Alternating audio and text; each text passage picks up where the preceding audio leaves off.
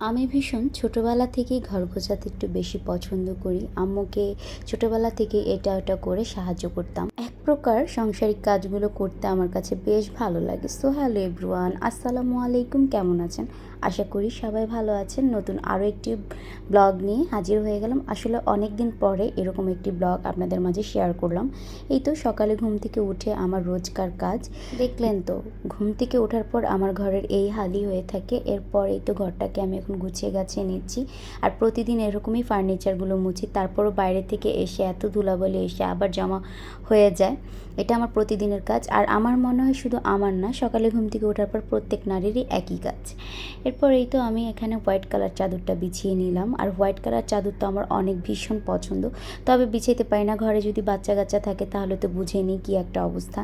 এরপর আমি এখানে কর্নারের যে ফুলটা আছে সেগুলোকে আমি এখন পরিষ্কার করে নিলাম। এগুলোর মধ্যেও ভালো ধুলাবালি জমে গেছে।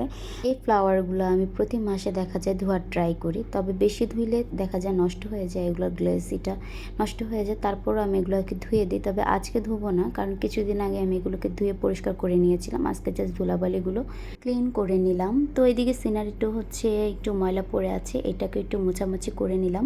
আমি নর্মালি একটু ঘর গোছাতে একটু বেশি পছন্দ করি। ছোটোবেলা থেকেই এই অভ্যাসটা। আম্মু দেখা যেত যে রান্নাবান্না করতো, আমি এক ফাঁকে ঘরের এগুলো কাজগুলো করতাম।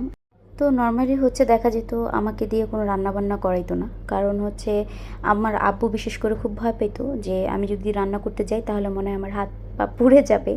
এই জন্য হয়তো বিশেষ করে সে আমাকে অনেক আদর করতো। আসলে এটা কোনো গর্বের কোনো কথা না। অনেকে মনে করে যে যে সন্তানকে দিয়ে কাজকর্ম করায় না, অনেকে বাবা মা হয়তো এটা তাদের গর্ব। আসলে আমি এটা মিন করতে চাচ্ছিলাম না। পড়াশোনার পাশাপাশি এগুলো করতাম, আর যেটা ভালো লাগতো ওইটাই করতাম।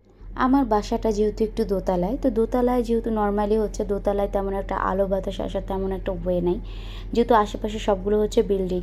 তো আমার রুমটার মধ্যে একটু মোটামুটি ভালো আলো পড়ে, তবে ডাইনিংটাতে একটু ভালো অন্ধকার, যার জন্য লাইটটাও জ্বালিয়ে রাখতে হয়। এদিকে টেবিলের উপর কিছু মানে প্লেট বাটি ছিল, এগুলোকেও আমি ধুয়ে পরিষ্কার করে নিয়েছিলাম। এগুলো আবার হচ্ছে আমি শোকেসে সাজিয়ে গুছিয়ে নিয়েছিলাম। আগের দিন গেস্ট এসেছিল, তো এই জন্য।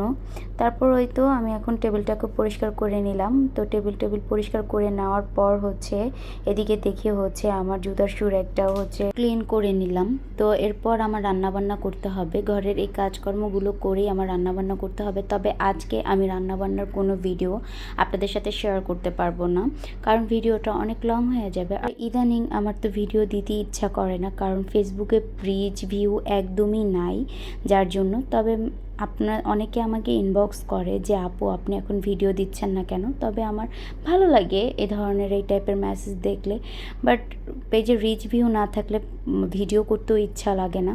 তবে কোনো কোনো আপুর ভিডিও দেখলে একটু ইচ্ছা জাগে যে না, আসলে হতাশ হলে চলবে, একদমই চলবে না, ভিডিও দিতেই হবে। যারা যারা পেজ নিয়ে কাজ করেন অবশ্যই তারা নিয়মিত ভিডিও পোস্ট করে যাবেন। সঠিক নিয়মে পেজের গাইডলাইন মেনে ভিডিও ছাড়লে অবশ্যই একদিন সফলতা আসবেই।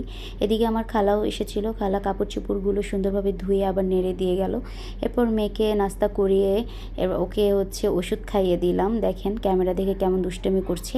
তো আজকের ব্লগটি আমার এই পর্যন্ত। সবাই ভালো থাকবেন। ভালো লাগলে অবশ্যই একটা লাইক, একটা কমেন্ট এবং শেয়ার করে পাশে থাকবেন।